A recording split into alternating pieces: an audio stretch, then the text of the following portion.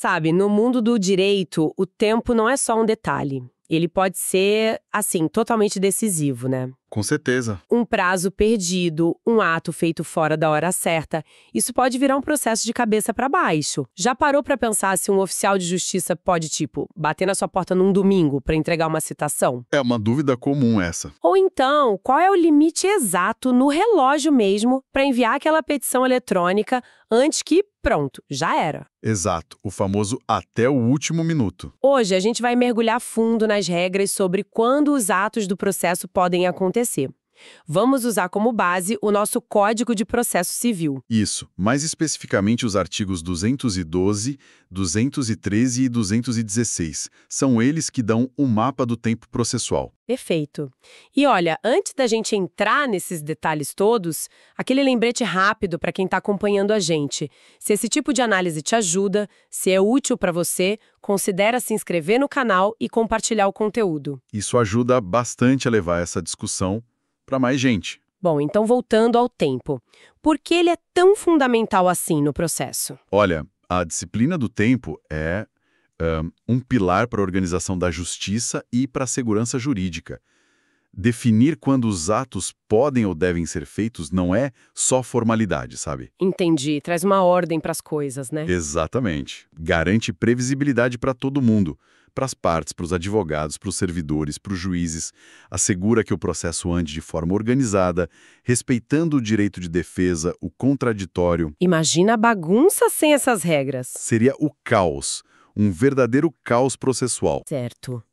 Então vamos começar pelo começo, pela regra geral. O que diz o caput, a cabeça do artigo 212? Bom, o artigo 212, caput, ele estabelece o padrão. Atos processuais acontecem em dias úteis, das 6 da manhã às 20 horas. 8 da noite. Dias úteis, 6 da manhã às 20 horas. Parece bem direto, né? De segunda a sexta nesse intervalo. À primeira vista, sim.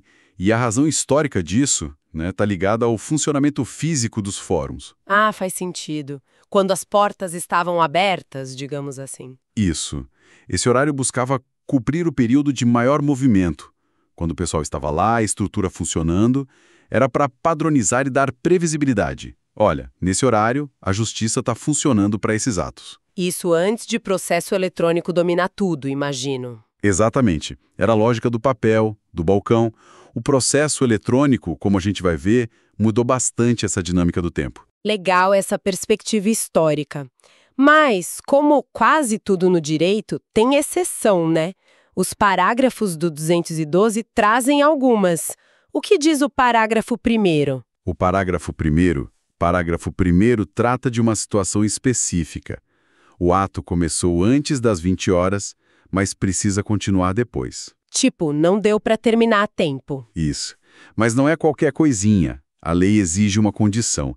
Só pode continuar depois das 20 horas se o adiamento for prejudicar a diligência ou causar um grave dano. Prejudicar a diligência ou causar grave dano. São termos fortes. Que tipo de situação seria essa? Uma perícia muito complexa que não pode parar no meio? Poderia ser. Ou sei lá, a oitiva de uma testemunha-chave que está de passagem, não pode voltar outro dia. Algo que, se parar, se perde. Entendi. Tem que ter um motivo bem forte para esticar o horário. Exato. Não é por conveniência. A lei fala em prejudicar e grave dano. É um risco real para o processo, para a prova, para a parte. Quem está conduzindo o ato, normalmente o juiz ou o servidor, tem que pesar essa urgência. Vale a pena continuar ou o adiamento é um mal menor? A responsabilidade é grande, então. Agora, vamos para o parágrafo 2º do 212. Esse aí gera bastante conversa, né? Citações, intimações, penhoras. Esse é famoso e muito importante na prática. O que ele permite exatamente? Ele diz que esses atos específicos, citação, intimação e penhora, eles podem acontecer fora daquele horário padrão das 6 às 20 horas. E mais, podem ocorrer também nas férias forenses, nos feriados, nos dias não úteis. E o ponto que chama muita atenção, independentemente de autorização judicial. Isso é uma flexibilidade enorme. É uma flexibilidade notável, sim, e a razão é muito clara. buscar a efetividade. De que adianta ter o direito se você não consegue citar o réu, ou intimar a testemunha, ou penhorar o bem para garantir o pagamento? Verdade. Às vezes a pessoa só é encontrada fora do horário comercial, né? Muitas vezes. Ou só está em casa no fim de semana. Permitir que o oficial de justiça tente nesses horários alternativos aumenta muito a chance de sucesso do ato. E a dispensa da autorização do juiz para isso? É para dar agilidade. Imagina ter que pedir um despacho para o juiz toda vez que o oficial precisasse tentar uma citação às 7 da manhã de um sábado. Poderia inviabilizar a diligência, que às vezes depende da oportunidade, da surpresa. Então, voltando àquela pergunta inicial, o oficial pode aparecer na casa de alguém às 9 da noite de um sábado para citar? O CPC parece dizer que sim. O CPC permite a tentativa do ato nesse horário, sim. O oficial pode ir até lá. Mas, e aqui tem um mas gigante. Sabia que tinha um mas. Qual é? O próprio parágrafo 2º lembra que as garantias constitucionais precisam ser respeitadas. E a principal aqui é a inviolabilidade do domicílio, lá do artigo 5º, inciso 11º da Constituição. A casa como asilo inviolável. Exatamente. A Constituição diz que ninguém pode entrar na casa sem consentimento do morador, a não ser em flagrante, desastre, para prestar socorro, ou, e aqui o ponto-chave, durante o dia por ordem judicial. Durante o dia? Isso. A Constituição limita a entrada forçada com ordem judicial ao período diurno. Então, a permissão do CPC para o ato de citação ou penhora fora do horário das 6 às 20 horas ou em fim de semana não significa uma carta branca para arrombar a porta, especialmente à noite. Entendi. Uma coisa é poder tentar fazer o ato, entregar o papel na porta, por exemplo, outra é poder entrar na casa sem permissão. Perfeito. Para entrar na casa sem consentimento, mesmo que o CPC permita a diligência naquele horário, a regra da Constituição prevalece. Entrar à noite, só com consentimento. Ou numa situação muito excepcional, com uma ordem judicial que justifique muito bem essa medida drástica. E ainda assim, sempre respeitando a Constituição. Existe uma tensão aí, né? O CPC flexibiliza o horário do ato, mas a Constituição protege o lugar, a casa, principalmente fora do período do dia. Ficou bem claro agora. A flexibilidade tem limite constitucional. Bom, seguindo no código, tem também a questão do protocolo de petições, né? O parágrafo 3º do 212 ainda fala do processo físico em papel. Sim, ele menciona os autos não eletrônicos. Para esses, a regra é que o protocolo segue o horário de funcionamento do fórum definido pela Lei de Organização Judiciária Local. Ou seja, se o protocolo fecha às 18 horas, acabou. Mesmo que o prazo fosse até meia-noite. No físico não adianta. Exatamente. Tem que entregar o papel lá no balcão dentro do horário de expediente deles. É uma regra que está ficando para trás com o processo eletrônico, mas ainda existe para alguns casos. E aí a gente chega no artigo 213, que é a regra para o mundo digital, né? O PJ, o ESAGE, esses sistemas todos. Isso, o artigo 213 é o que rege a prática eletrônica de atos processuais. E ele trouxe uma mudança radical para a advocacia. Qual é a regra dele? A regra é, o ato processual por meio eletrônico pode ser feito em qualquer horário, desde que seja até às 24 horas, meia-noite, do último dia do prazo. Qualquer horário até meia-noite? Isso sim é flexibilidade. Total. Desvinculou completamente do horário do fórum. O advogado pode protocolar a petição às 11h59 da noite do último dia, do escritório de casa. A regra é clara, meia-noite é o limite final. E tem um detalhe importante sobre qual meia-noite vale, né? Fundamental. O parágrafo único do 213 diz que o horário a ser considerado é sempre o horário vigente no juízo onde o processo tramita. Ah, por causa dos fusos horários no Brasil? Exatamente. O Brasil tem vários fusos. Se o processo ocorre em Manaus, o prazo acaba à meia-noite do horário de Manaus. Se o advogado está em São Paulo, ele tem que ficar atento a essa diferença para não perder o prazo. Nossa, isso exige atenção redobrada mesmo. Não dá para confiar só num relógio do próprio computador. De jeito nenhum. Tem que conferir o horário oficial da localidade do juízo. E o sistema é preciso, né? Deu meia-noite e 1 segundo, já era. Travou, não tem choro. A tecnologia não perdoa atrasos. Para fechar essa parte das regras de tempo, tem o artigo 216, que define o que é considerado feriado para a justiça. Isso. Além dos feriados nacionais, estaduais, municipais, que a gente já conhece, o artigo 216 esclarece que, para fins forenses, os sábados, os domingos e os dias em que não houver expediente no fórum também são considerados feriados. Dia sem expediente, tipo o ponto facultativo que o tribunal decreta. Exato. Ou algum feriado local específico daquela comarca. Nesses dias todos, sábado, domingo, feriado oficial, dia sem expediente, a regra geral é que não se pratica ato processual. Mas aí a gente volta naquela exceção. Exatamente. A gente conecta tudo. A regra geral do 212 é ato em dia útil 6 a 20 horas. O 216 define o que não é dia útil para o fórum: sábado, domingo, feriado, dia sem expediente. Nesses dias, a princípio, nada de atos.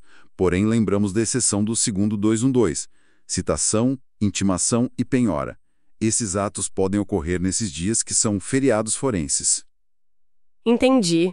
O 216 define o dia de descanso do fórum.